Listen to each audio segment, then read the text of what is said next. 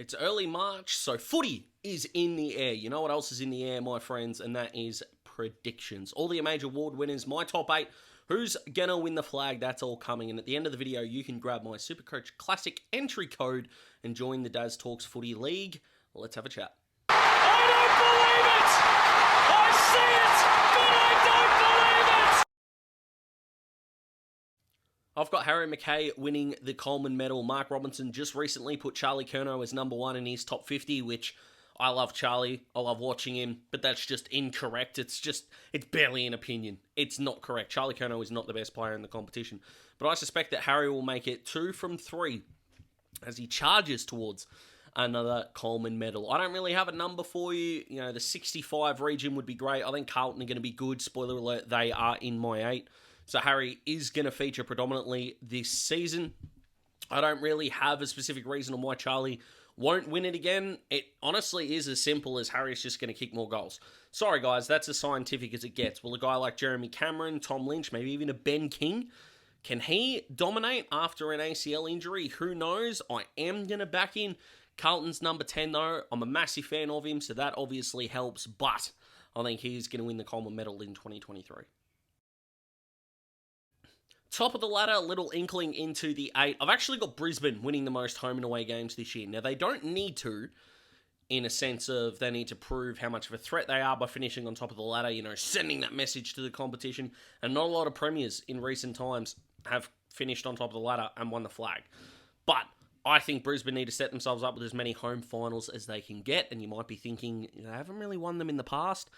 They also haven't really won them on the road either. They're going to have to win them somewhere, and that's what home ground advantage is for. No one, of course, else plays at the Gabba, so they are going to be flying, which will be fantastic for the Lions if they do manage to go on with it. I've got them finishing first. It would not surprise me if they went 18-5, but it's those last couple of weeks where we'll see whether they're primed for a premiership tilt that they might be due for, but will they get there?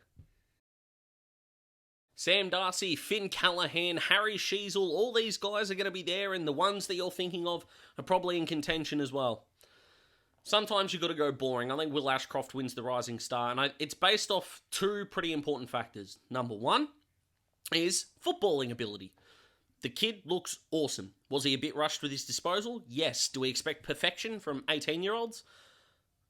Well, some of you do.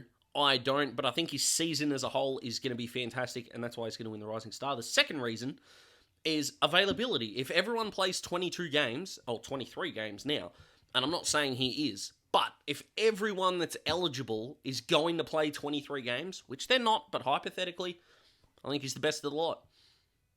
No real other reason to give someone a Rising Star, at least prediction there is there. I think Will gets it done. He's just ready to go, and I think we're going to get a really special back half of the season from him, which would be fantastic. And flying under the radar, I really hope we see his teammate Jasper Fletcher come in the second half of the year and do well. He's not going to win the award, but he does deserve a shout-out. I've got the Bont winning the Brownlow. I think you've got to have a few things on your side when it comes to the Brownlow. You need to be in a top 12 team. I think the Doggies at worst are 12th this year. And you need to be the best midfielder in your team. Tick, he's one of the best players in the competition. He's definitely in my top 5 without doing an order or having the other 4 in there, but it's going to be pretty difficult to knock him out. The average gap between the winner of the Brownlow and their next best teammate in the count that they won it since 2010 is 16 votes. Now, in the past, guys like Oliver and Petrarca do take too many votes off each other. There's not that big a gap. Even when you had moments like Wines and Boak, who had 36 and 25 votes, respectively, which is insane. Gambling on that in March, to me, is just ludicrous right now. But the Bont, I think their second best midfielder, McRae, I don't think has gone over 22 votes in his career yet in the Brownlow. So the Bont is primed to just grab all the 3s, and McRae, Treloar, maybe a tall forward that kicks 6 or whatever, might be getting the 2s and the 1s. But the Bont, for me, I think is going to win the Brownlow medal. He's a star. He's got the voting history. He's still young, in his prime. It's just set up beautifully for him. So the rest of my 8, obviously you know that Brisbane are at the top, but I'll put it on the screen right there. Brisbane, Melbourne, Geelong, Richmond, Carlton, Sydney, Collingwood. as the 7th. I'm going to leave that 8th spot there just for a moment, just for you to have a little bit of thinking time who is possibly going to end up in that 8th spot. Few contenders, but overall, I have the Dockers there at 8. That is my top 8. Is it a bit boring? Possibly. Does it look great to me? It does, and that's what matters. Just straight up, I don't think you can win the grand final from outside the top 4. I'm not going to predict any of 5 to 8 to make the prelim. So in this case, Brisbane would be taking on Richmond and Melbourne would be taking on Geelong. Now, for the record, if my ladder is wrong, I'll give that prediction. I think that Melbourne and Geelong are going to be in the grand final. Now, that can't happen according to my 8, but that's my prediction for that.